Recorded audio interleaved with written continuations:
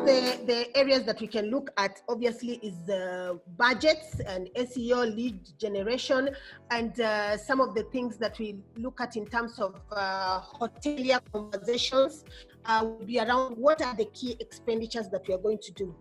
But I just want to take us into a conversation around what will the new hoteliers think about when they're thinking about key expenditures. What are some of the categories that we will be dealing with when we are looking at those? Failing to plan is planning to fail. And so one of the key things we need to look at is the government directives that have been put out there. There's a lot going on around customer checks. The government on Tuesday, April 28th, actually allowed restaurants to reopen. But this was under very strict terms, which included mandatory checks for diners. How do you check body temperatures? How do you restrict access for those that are showing signs of a fever and everything? Hotels almost had to become health workers in terms of frontline. So what can you as a hotelier think about in terms of that? So today, I just want to share what are some of the tips that we can learn from around the world in terms of dealing as hoteliers in this unique space. One of the key things people are saying is create a unique, clever offer. So this is maybe a very clever deal that is hard to resist. It's also important that you start sharing some news that shows that you care and news that shows that you're still on in terms of the various channels. So mapping out a clear marketing strategy, using Facebook, using Instagram, using email newsletters. This is where you need to invest right now. Some technologies that get your marketing out there and people knowing that your brand still exists. The internal communication and alignment will be very key also within your staff. And so when you look at food and beverage, it's important that post-COVID, your staff, especially the kitchen staff, are fully trained on COVID-19 related responsibilities. Because if you look at the government directives, these are things that are not going to go away. And so it's becoming very important that this is the time you utilize. Once or twice a week, get them online on Zoom and start training them fully on what are the COVID-19 related responsibilities. Look at your marketing and make yourself bookable even for months ahead, and look at the booking conditions that you can enter into your systems. Does your front office also know, and is it very aware of the special offers? Your housekeeping staff, you have to ensure, again, them and the kitchen staff are fully trained in the COVID-19, because cleanliness will become a very key thing. The one thing as hoteliers we have to understand is the customer has changed. They are going to take us to task on small things. The guest expectations for meticulous cleaning standards have just gone up. Everybody is on anxiety 101. So you being able to visibly show, so visibility, when you are marketing your hotel or your restaurant, you need to market your standards. You need to market to your potential guests your standards of cleanliness. That is what will bring somebody with a family. That is what will bring your new customer. That is what will make somebody say, actually, you're a differentiator. And so cleanliness will act as both a potential differentiator between you and other people in your market. You need to have prominent signage across your restaurant or hotel showing what actually you do. You'll find now in Europe, people are talking about the antimicrobial surfaces, water filters, or all the kinds of cleaning detergents that they're using. Constantly, you see their staff members are cleaning and wiping down. When we were doing the practice session for this, Joanne really made us laugh, and maybe today she will share with us how we are going to see so many things happening, even the lift. You walk out of a lift and you see somebody is cleaning where you've touched and everything. What people are also doing, because right now maybe you're not open, is using and creating vouchers. So your hotel or your restaurant can start creating vouchers that travelers or guests can use even in the future. What vouchers do is it allows your potential clients to lock down some good rates and some good maybe products or services that you're offering ahead of time, and maybe even pay ahead of time. One of the key things is to manage your source risks. Many hotels, restaurants have had a specific source market. So for instance, there are some people who always used to say, all our clients come from Italy, or all our clients come from China, all our clients come from Nairobi, or whatever. This is the time to change and diversify your marketing activities to reach other new customers. So I want to share with you some hotelier case studies in terms of adapting to the new normal. How do you adapt to the new normal? One of the key things that's standing out is the social responsibility conversation. So I want to share with you a case study from Fleming Hotels that decided to show solidarity during the times of coronavirus to their doctors and nurses. They started giving a place to stay for any doctor or nurse who was within their properties in Frankfurt. There's another hotel actually that helped with moving to a hotel. So what did they do actually?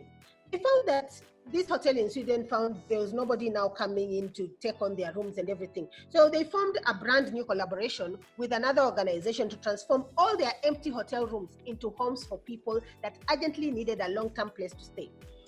There's another hotel that has transformed all its hotel rooms and empty spaces into offices. So people who would actually have to travel very far to go and work or whatever, and their offices are closed, now can go to this hotel and rent a room and workspace. Are we preparing ourselves for rebound? This is also a time that maybe you can use some of your space to bring your staff and train them fully on the post-COVID rebound, because we have to reevaluate our businesses. We have to reevaluate our investments. We have to reevaluate where we are going, and also the skills that our people actually need to be able to survive. And now I want to just welcome our expert panel to start giving us what are some of the thoughts they have around these issues. My experience is that if you are not prepared, you will find it difficult to be declared compliant. So don't take it for granted. Prepare well, and preparing well for inspection is basically ensuring that the spacing arrangements within the restaurant are as per the regulations. So we went through that, not as straightforward as it looks like. So prepare well.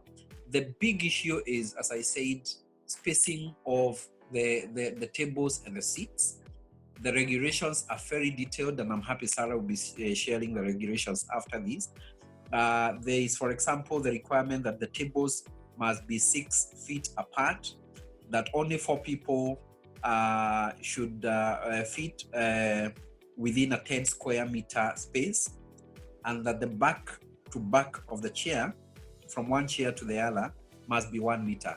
So that is the area that is really impacting on us, because like my restaurant usually seats 200 pax. After we rearranged with them, we were only able to get seating capacity for 60. So you can see my restaurant has been reduced from a 200-seater to a 60-seater. That is strictly following the instructions the government has put up. So for those of you who may be struggling to get the 1,000 kit that was promised after we lobbied, please consider going to Bagathi Hospital. They are giving the 1,000 kit, testing kit for restaurant staff. I personally got help from there. Then they are sending your staff to another clinic that I think is in Fari Road. But if you go to Bagathi, you might just get help around that. So what is the new normal that we can expect in terms of the hotel industry? Thank you, Joanne Gogi. Over to you. Thank you, Sarah.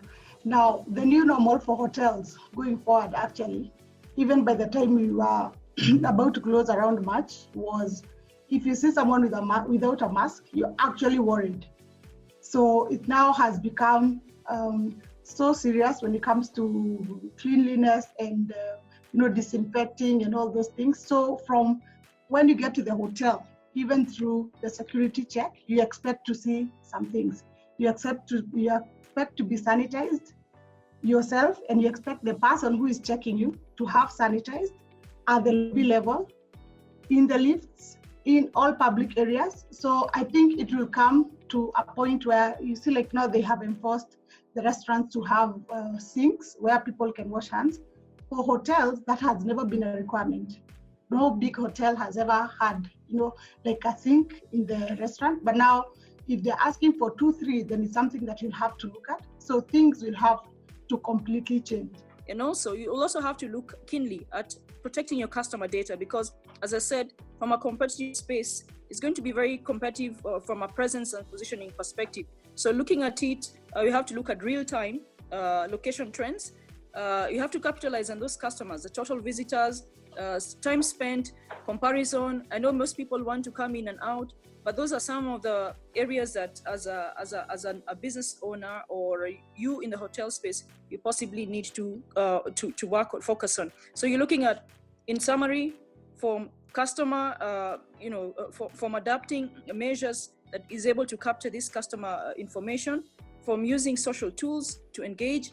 Some of these social tools I'm talking about, the Wi-Fi. There's some solutions out there in the market that are able to capture the client data from your phone. The minute somebody logs onto the internet, you're able to capture some of that data so that you're able to know what does this customer likes. If you run a restaurant, like the example of John, I'm sure there's some ladies, like now you have to be more attractive. You have to make it more attractive. What is it in them for?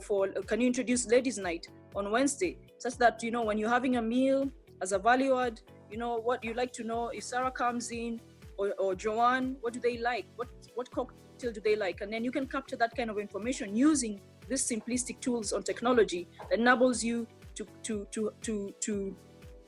be able to get just know your customer, because going forward it's going to be all about the customer. It's not even about the technology, but the technology behind it to be able to maximize that.